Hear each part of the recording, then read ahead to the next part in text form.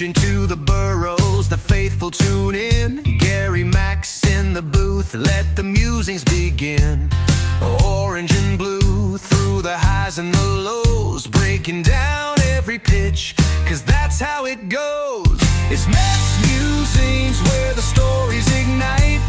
A recap, a rant, and a Saturday night.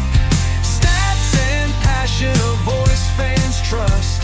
All for the team that's forever with us. Hello, everybody, and welcome to another edition of MetsMusings. Hope you all had a great week out there. Good as week as I've had, and let's get down to it. We've got a lot of Mets news, and let's start it right up with this. The Mets have officially finalized their coaching staff for the 2026 season. Carlos Mendoza's staff has been named, and the full staff is as follows. Manager Carlos Mendoza, of course. Director of Major League Hitting Jeff Albert. Bench coach is going to be Kai Correa. Hitting coach Troy Snitka. Pitching coach Justin Willard. Assistant hitting coach Rafael Fernandez. Assistant pitching coach Dan McKinney. First base and outfield coach Gilbert Gomez. Bullpen coach Jose Rosado. Third base and infield coach Tim Leiper. Quality assurance coach Danny Barnes, and the catching coach is J.P. Arancibia. Now, of course, the Mets promoted some of these gentlemen. J.P. Arancibia, the catching coach, he was the a bench coach for the Syracuse Mets last year, and Gilbert Gomez was the manager of the Brooklyn Cyclones and led them to a championship. So they both got promoted. We had talked about these coaches last week. It was all speculation and rumors at the time, but now it is official, and Snitka, Willard, and Leiper have all been hired by the Mets to be their staff. So we have a staff now, and that's a good way to start. So they'll be in contact with the players and try to make connections to them and get to know them a little bit, and even some of them that may not be here because we don't know what's going to happen. But that is the new Mets coaching staff for 2026. So what else is going on in Mets lands? The Mets designated Frankie Montas for assignment on Tuesday. They cut ties with a player who wasn't going to be healthy enough to pitch anyway. It is a procedural move. He underwent Tommy John surgery at the end of the regular season, will miss all of next year. He subsequently exercised the $17 million option on his contract.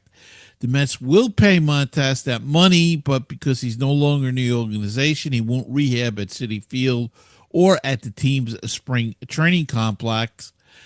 The transaction clears a 40-man roster spot for the Mets, who promptly used it to select outfielder number 16 prospect Nick Morabito to the roster in a corresponding move.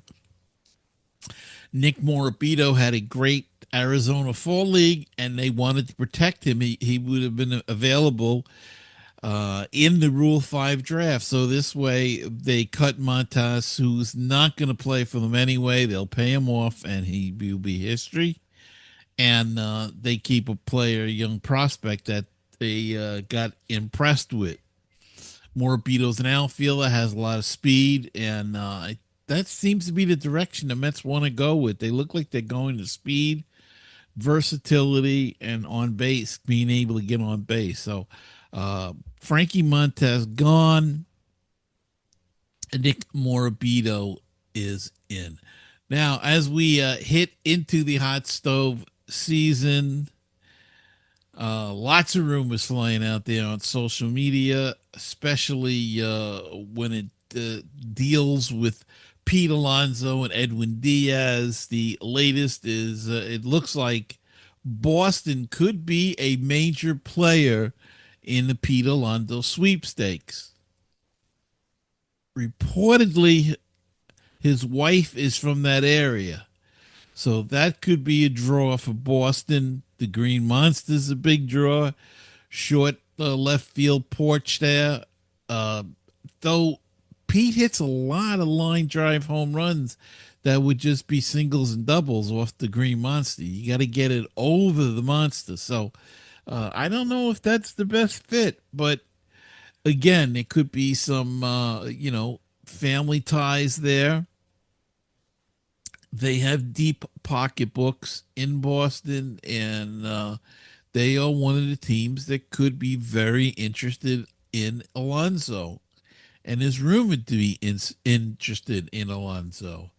The LA Dodgers seem to be interested in Edwin Diaz, as well as the Toronto Blue Jays, and as well, of course, as the New York Mets. Now, the Mets realize that how important these players are. They made offers to them reportedly. We have different numbers. They sound kind of low, but of course that's a starting point. That's a place to begin with, and they can build upon that. I'm not so sure nowadays, and I think I may have said this last week, whether the money to some of these guys is as important as the years and the money. And what I mean is, they've made a couple of 100 million already, some of them 75 million, whatever. They want to be set up. They're set up now. They want to be set up for life and their family and everything else. So a couple of more years. They want those years, though. They want to know that they're settled somewhere for a long period of time instead of having this constant like Alonso. Last year he went through negotiation, and this year he's got to go through it again. That can wear on you in a while. So hopefully it's a starting point. I think they offered Alonso 3 years and Diaz 4 years, and different various amounts of money. I think Diaz was reportedly 88 million, and Alonso I thought was low at 102, but the average salary is high on that. So it's all negotiations now, and they'll see who else jumps into the negotiations, who else gets involved as far as other teams, and who he selects where he wants to go. So the discussion is on. As far as trades go, it has reportedly been said that Kodai Senga is actively been asked about and could be being shopped around, as well as others, including Brandon Nimmo and Brett Baty. Now, Brandon Nimmo has a no trade, and they have not approached him yet about accepting a trade. So there's that. They could be just, getting interest and seeing what plays, and whether or not he would accept it. I think Baty would be a big mistake. I mean, they found a guy that can play second or third. He hit for them. Oh, he's young still. He's only 25, 26. Why do you want to disrupt that? And then you have to solve another position issue. I don't know. Unless they're higher on Acuna or they're going to keep McNeil, his name has been mentioned as well, being shopped around. So it's going to be interesting to watch. And of course, I don't think anything is going to happen. We have Thanksgiving next week. And then we have the next possible thing where trades and signings are going to happen to a more of a degree is going to be at the baseball winter meetings, and they begin on December 8th. So that will be the time to really watch until up to the week before Christmas or so, and then things will slow down and pick up after the new year again. But when you think about it, the off season really does go pretty quick. It seems like it's a long time, but before you know it, they'll be in spring training. So Senga, Nimmo, Baty, and others are being shopped around. And boy, you're definitely going to need a scorecard next year to tell this team. It just you're going to make changes all over the place. So we'll see. And it'll be interesting with the free agents. Who will they sign? Who will they not sign? Who will they trade? I'm looking forward to this, to the winter meetings this year. A lot of anticipation. One guy that they may be interested in signing is it's been reported that they have interest in Devin Williams, and that comes from Jeff Passan of ESPN. He notes that the Mets are mulling the opportunity to sign Williams and Edwin Diaz, who is expected. He did reject the team's 1 year qualifying offer on Tuesday's deadline. In addition to the Mets, reports have linked Williams to the Dodgers and the Blue Jays. Williams had a down year for the Yankees in 2025. He was acquired from the Milwaukee Brewers in an offseason trade last year, and over 62 innings in 67 appearances. Williams, who bounced in and out of the closer's role due to inconsistency, had a 4.79 ERA and a 1.12 whip while striking out 90 batters. So an off year for him. But,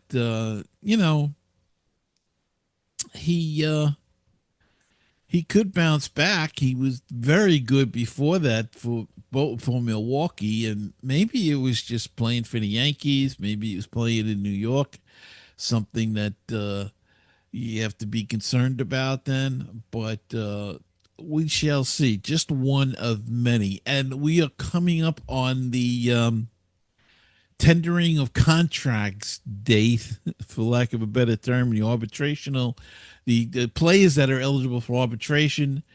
Who will the Mets tender? Who will they non-tendered? There's a good chance, and I think we talked about this, but Tyler McGill may be a guy that's non-tendered.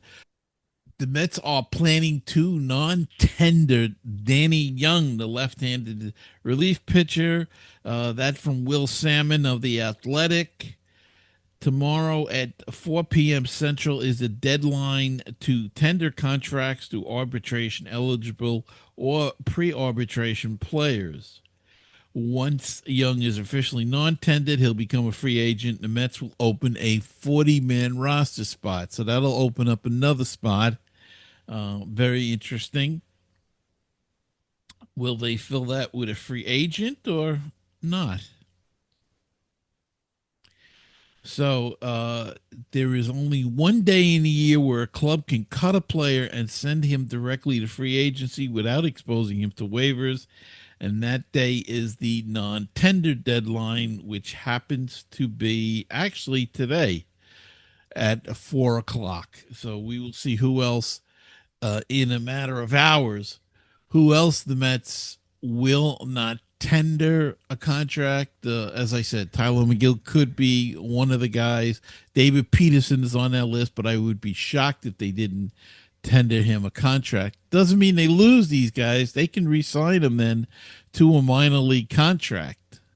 And keep in mind, both Young and McGill had Tommy John surgery. So Danny Young is expected back in the early half of 2026. where McGill, I believe, will miss the whole season because he had his surgery much later. Danny Young had it, I believe it was in May. Danny Young had the surgery. McGill had it later in the year. So those guys maybe or definitely will not tender Danny Young, according to reports. All right, let's take a break and come back right after this. Hi, this is Leonard Hollywood Aberman, and I'm here with my dear friend and co-host on the Baseball and Barbecue podcast, Jeff the Oak Coot Cohen, and you're listening to Mets Musings with Gary Mack. for baseball histories, stories, and great interviews with authors and players. Listen to Baseball and BBQ. For barbecue, we have great pitmasters, recipes, interviews. Just great things. The world's listen. There's baseball podcasts, there's barbecue podcasts, but there's not a podcast that has both. We do. You're gonna love it. Baseball and barbecue, great guests, decent hosts, but you're gonna love it. So Yes, tune in. We have a lot of fun, and it's available on all your podcast apps.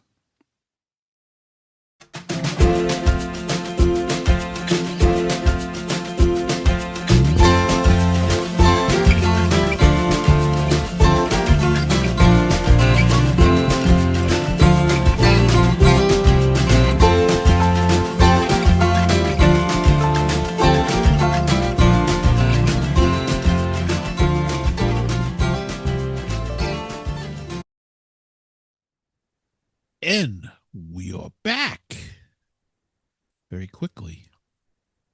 I have to cut that out. And now it's time to go down on the farm.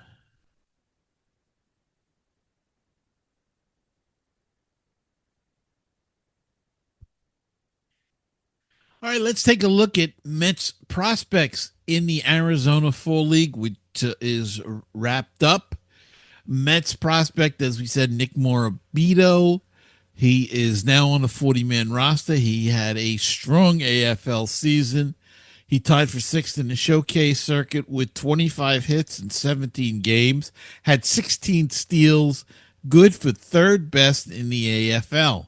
Morabito also finished with a 362/450/464 line, one homer, one triple, two doubles across his 81 plate appearances. Chris Suero continued to cycle through catcher, left field, and first base with Scott Stale, getting his lion's shares of his starts behind the plate. He tied for the team lead with 5 homers and finished with a 283, 353, 567 slash line and 8 steals in his 15 games. And he could be playing his way into a higher up prospect for the Mets. Chris Suero, he was with Brooklyn and Binghamton last year and performed well for both of those teams and had a decent AFL and could be opening some eyes up. Outfielder John Bay and right-handed pitcher Jordan Gieber saw limited action while in Arizona.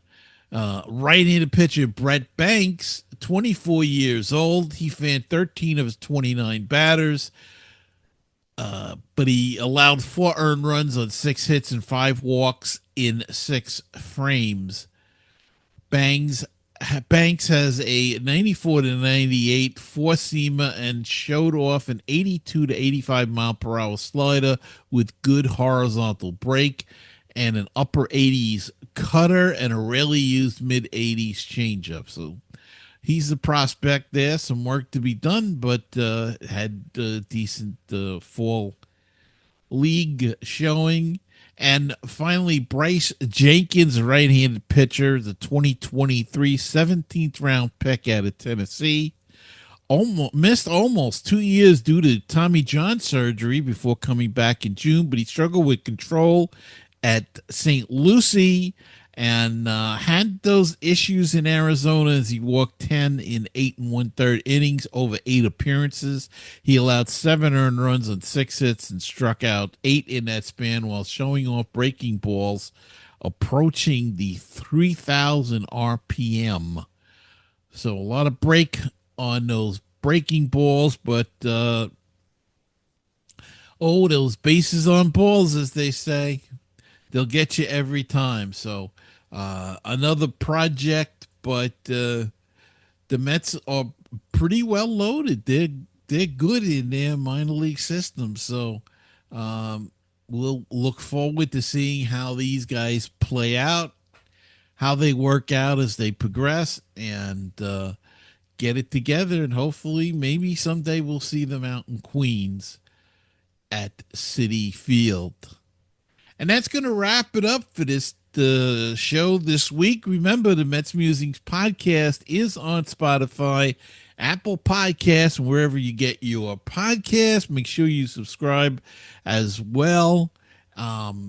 You can go to our website to get the show. MetsMusings.com is the address there. Or you can use one of the above mentioned apps, or whatever app you use to get your podcasts on. We are on. That's the audio version. The video version is available at YouTube as well as on Rumble. If you like Rumble better than YouTube, we're there as well. So go check us out and hit a subscribe button and leave a comment if you'd like as well.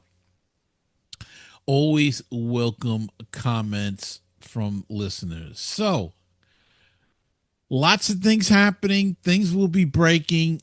It may or may not be a show next week due to the holiday, but we shall see. If something breaks, then we'll try to squeeze in a show one of the days. If not, have a happy and healthy Thanksgiving. And always remember to keep the faith and to stay optimistic. And let's go Mets. I'm Gary Mack. I'll see you next time on another edition of Mets Musings.